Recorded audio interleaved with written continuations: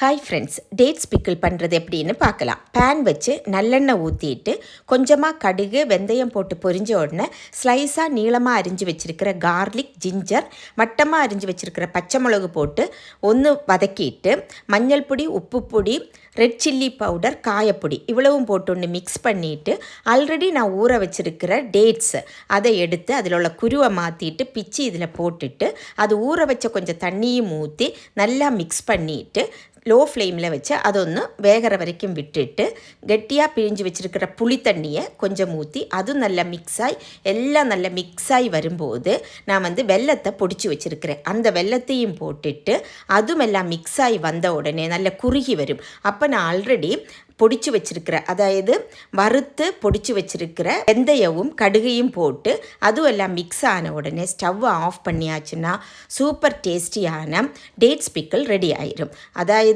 நல்ல காரமும் புளிப்பும் இனிப்பும் சேர்ந்த சுவை இஷ்டமுள்ளவங்களுக்கு கண்டிப்பாக இந்த பிக்கிள் பிடிக்கும். கண்டிப்பாக நீங்கள் செஞ்சு பார்த்துட்டு அதை கமெண்ட் பாக்ஸில் சொல்லுங்கள். தேங்க்ஸ் ஃபார் வாட்சிங்.